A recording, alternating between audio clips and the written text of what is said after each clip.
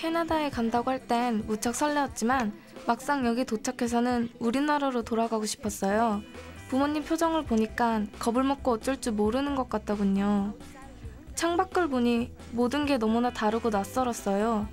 너무 이상해서 우리나라로 돌아가고 싶더군요.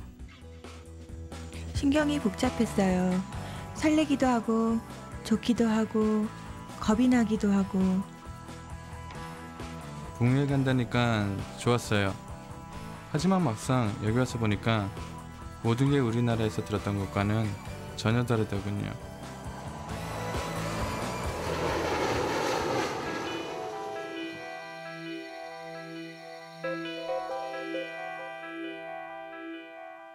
파키스탄을 떠날 때 마치 나 자신의 커다란 일부를 남겨두고 오는 것 같았어요. 작은 도시에서 크고 새로운 나라로 오는 거였죠. 낯선 대도시, 낯선 사람들, 온갖 다양한 문화. 우리나라에는 그런 게 전혀 없었어요. 학교에도 파키스탄 여자들만 있었죠. 옷도 똑같이 입고 모든 게 다 똑같은. 물론 언어도 똑같고요. 캐나다에 간다는 말을 처음 들었을 때 뛸 듯 기쁘고 설레었죠. 솔직히 난 기분이 아주 안 좋았어요. 난 하루빨리 우리나라를 떠나고 싶었어요. 무엇보다 눈이 보고 싶어서 여기 오고 싶었죠.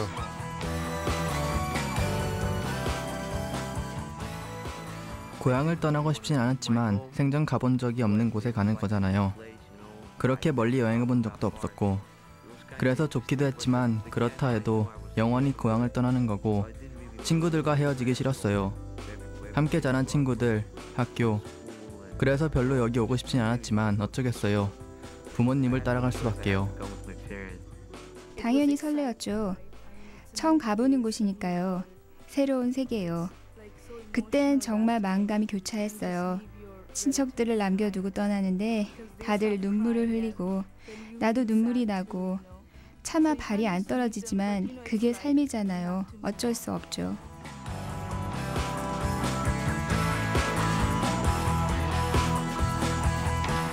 처음이나 지금이나 힘든 게 한 가지 있다면 부모님과 함께 못 산다는 거예요.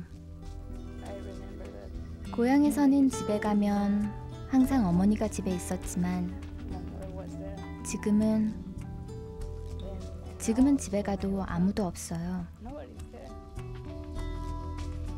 다른 애들은 대부분 잘 살아요. 부모님과 여기서 함께 사니까요. 먹을 거 걱정할 필요도 집세 걱정할 필요도 없어요. 학교만 잘 다니면 되죠. 하지만 저는 수업 중에도 오늘은 뭘 먹지? 고민해야 해요. 어릴 땐 뭐든지 나 대신 부모님이 다 알아서 해주잖아요. 말도 대신 해주고. 그런데 여기 와서는 완전히 거꾸로 됐어요. 부모님이 약속이 있을 때마다 따라다니면서 대신 말해주고 번역도 해줘야 하고 그랬죠. 물론 나만 그런 게 아니라 부모님께도 모든 게 달랐죠. 부모님에게는 한마디로 충격이었어요. 아빠는 영어를 전혀 못하고 엄마도 아주 조금밖에 못했거든요. 게다가 캐나다에서 일자리를 구해 살아가야 하는 근본적인 문제도 있고 난 자식으로 더 잘하고 싶었어요. 캐나다에 오길 잘했다는 생각이 들도록 말이죠.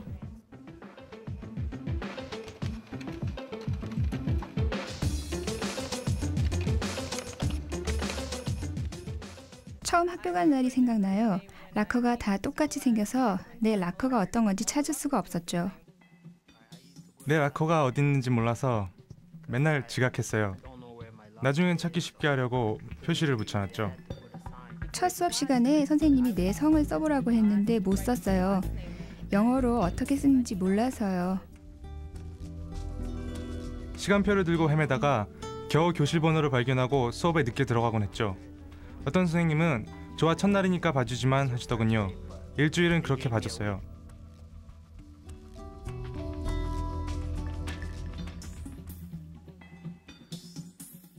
처음에는 내가 아는 한 계단으로만 다녔어요. 그쪽으로 다니면 좀 돌아가는 거지만 그 계단밖에 몰랐거든요. 다른 계단으로 다니면 길을 잃을까 봐 그랬죠.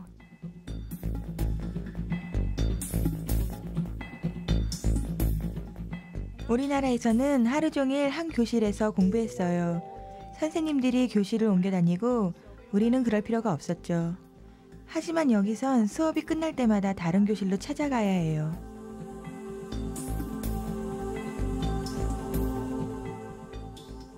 처음엔 이상했어요. 여기선 남자들하고 나란히 앉아서 얘기하고 같이 지내잖아요. 물론 남자들은 나를 다른 여자들하고 똑같이 대했죠. 나도 다른 여자들처럼 스스럼없이 행동하고 말하고 뭘 물어보면 대답하고.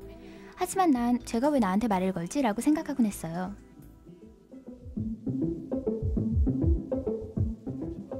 우선 난 영어를 못했어요. 주위에 여자애가 있어도 가서 말도 못 걸었죠. 영어가 안 되니 뭘 어쩌겠어요. 그래서 그냥 교실에 앉아 있으면서 선생님이 하는 말만 열심히 들었는데 그것도 몇 마디만 겨우 알아들을 수 있었어요. 난 그렇게 지냈어요. 혼자서 왔다 갔다 교실을 찾아다녔죠. 아무도 가르쳐주는 사람이 없었으니까요. 선생님한테 혼날 때 선생님을 존경하는 의미에서 바로 쳐다보거나 미소를 보여도 나쁜 건 아니었어요. 하지만 여기선 뭐라 그럴까, 그러는 게 무례한 행동이죠. 처음 여기 왔을 땐 영어가 아주 서툴렀어요. 아무도 내 생각을 이해하지 못했죠. 그래서 아주 외로웠어요. 무슨 말을 하면 애들 절반은 난 놀리는 거예요. 내가 여기서 태어나지 않았고 다른 나라 말을 쓴다는 걸 잊어버리는 거죠. 난 다른 애들보다 나이가 많았어요. 내가 나이가 더 많다는 걸 알고는 애들이 놀리더군요.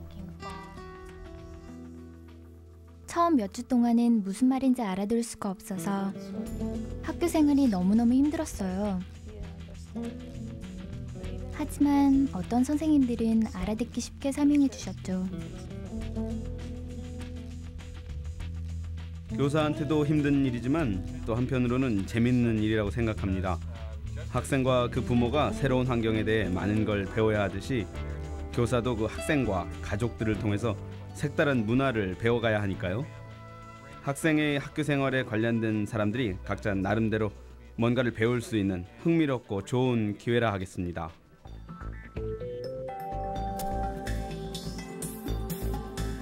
우리가 그냥 한 교실에 앉아 있으면 선생님들이 들어와서 수업을 했고 조별 학습 같은 건 거의 없었어요.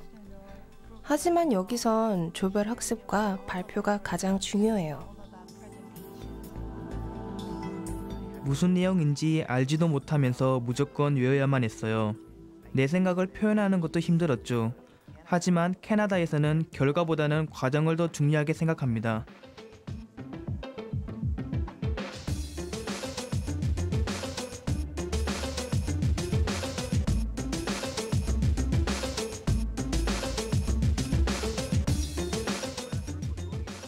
처음 연극 시간에 들어갔을 땐 도대체 이런 걸 왜 하지? 시간 낭비야, 나가야겠군. 그런 생각이 들었는데 차츰 빠져들면서 재미있더군요. 내가 연극을 할 줄은 정말 상상도 못했었죠.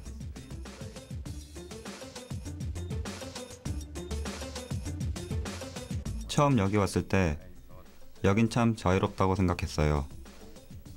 옷도 마음대로 입고 뭐든지 마음대로 할 수 있잖아요. 우리나라에서는 규칙이 무척 엄했어요.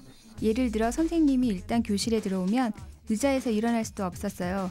의자에서 일어나 안녕하세요 하고 인사한 다음 다시 앉아서 선생님이 나갈 때까지 꼼짝도 하지 않았죠.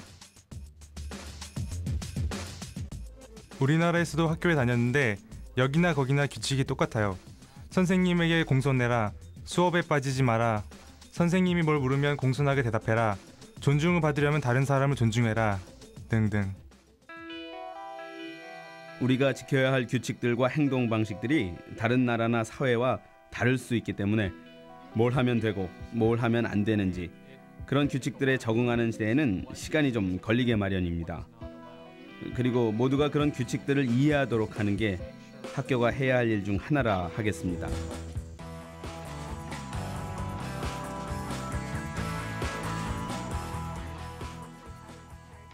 한 번은 시간이 좀 나서 카페테리아에 혼자 앉아 있었어요. 오렌지가 하나 있어서 그걸 먹으려고 과도를 꺼냈는데 어떤 선생님이 지나가다가 보고 이러는 거예요. 아니 너 뭘 들고 있는 거냐? 너 정학시켜야겠다. 그래서 말했죠. 예? 그게 무슨 말이에요?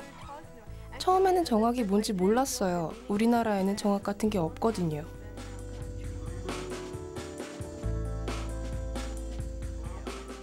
한국에서는 친구들끼리 싸우면 선생님들이 싸우지 마라. 싸우는 건 나쁜 짓이야. 그냥 그러고 말아요.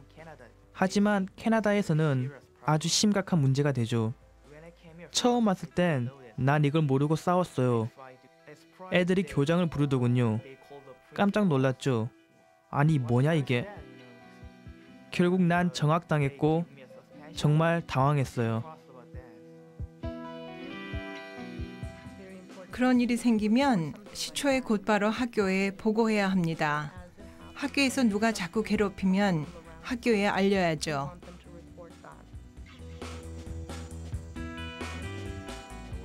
내 자리에 가만히 앉아 있는데 어떤 애가 아무 이유 없이 때리더군요. 그래서 맞붙어 싸웠죠. 우리 둘 다 정학당했어요. 걔가 먼저 날 때렸으니까 걔가 정학당해야 하는데 말이죠. 교무실에 갔더니 누가 널 때리면 우리한테 와서 말하라고 하더군요. 지금은 무슨 문제가 생기면 교무실로 가요. 거기서 문제를 해결하건 못하건 그냥 가서 말하는 거죠.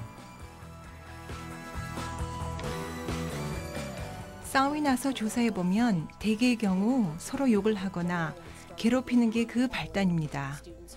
그러다가 문제가 커지는 거죠. 리투아니아에서 와서 처음 1년 동안은 힘들었어요. 거기선 누가 욕을 하거나 괴롭히면 그냥 가만히 있지 않아요. 맞붙어 싸우죠. 그래서 처음 1년 동안 안 싸우고 참느라고 힘들었어요. 여기 캐나다 고등학교에서는 싸우는 걸 큰 문제로 여기죠. 싸우거나 폭력을 쓰는 건 정말 나쁜 짓이라고요. 그런 짓을 용납하지 않아요. 그랬다가는 문제가 많이 생기죠. 우리나라에는 무슨 법은 아니지만 일종의 행동 강령 같은 게 있었어요. 어떻게 행동해야 하는지는 알지만 내 행동에 대해 어떤 결과가 따르는지는 잘 몰라요. 여기선 어떤 규칙을 하나만 어겨도 반드시 그 결과가 따르죠.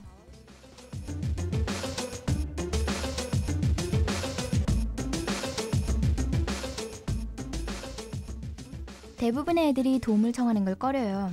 도움을 청하는 걸 창피하게 여기거나 비겁한 짓이라고 생각하죠. 약해 빠져서 스스로 문제를 해결하지 못하니까 도움을 청하는 거라고요. 여기 캐나다에는 도움을 주는 선생님이 많아요. 카운슬러도 있고 ES 선생님도 있고 이분들은 문제가 뭔지 잘 알아요. 이민자 출신 선생님도 많아요. 그래서 우리 같은 학생들이 겪는 어려움을 잘 알죠. 학교 안팎에 도움을 받을 수 있는 곳이 많아요. 무슨 문제가 있으면 언제든지 도와주죠. 물론 선생님들도 그렇고요. 지금 당장 도와줄 순 없지만 학교 끝나는 대로 꼭 살펴볼게.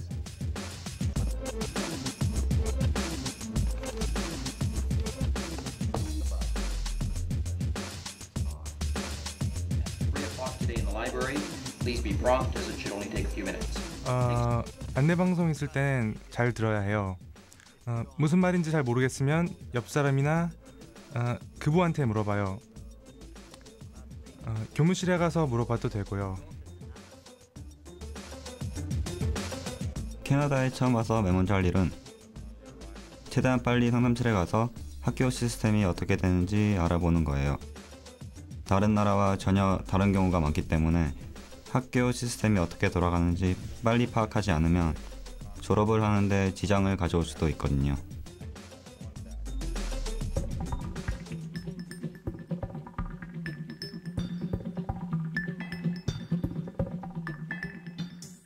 적극적이어야 해요.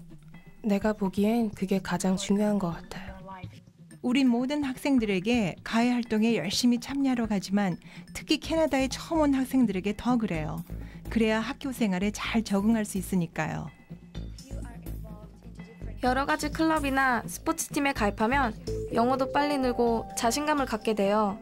사람들과 대화하는 능력도 향상되고 사람들을 상대하는 법도 배우고 더 많은 친구를 사귈 수도 있고 또 사람들이 나를 더 존중하게 되죠. 9학년에서 11학년 때까지는 봉사활동을 별로 많이 하지 않았어요. 이제야 뒤늦게 열심히 하고 있죠. 그래서 대학에 지원하거나 장학금을 신청하거나 일자리를 구할 때 불리하다고 느낍니다. 선생님과 대화를 많이 하세요. 어떻게 해야 하는지 선생님한테 물어보세요. 캐나다에 처음 왔으니 뭘 모르잖아요. 집에 혼자 있지 말고 사람들을 사귈 수 있는 무슨 프로그램이 없는지 알아보세요. 한 곳에만 가만히 있지 말고 여기저기 다니면서 사람들과 어울리세요. 하지만 너무 많은 걸 기대하지 마세요. 이렇게만 하면 다 잘 될 거라고 생각하지만 처음에는 쉽지 않아요. 한 달 또는 1년쯤 지나면 쉬워지지만요. 강해져야 해요. 자신을 잃지 말고 말이죠. 조용히 교실에 앉아 열심히 듣고 배우세요. 말썽에 휘말리지 않도록 조심해야 해요. 마음을 열고 사교족이 돼야 해요. 그리고 항상 말을 많이 해야 하고요. 가장 중요한 건 말을 배우는 거예요. 고등학교에선 말을 할 줄 모르면 학교 생활을 잘할 수가 없어요. 자신의 근본과 문화를 잊으면 안 돼요. 그게 바로 나의 성장 배경이고 나를 하나의 인격체로 키워준 것이고 오늘날의 나를 만들어준 것이니까요. 근본을 잊어버리면 나의 참모습을 잃어버리게 돼요.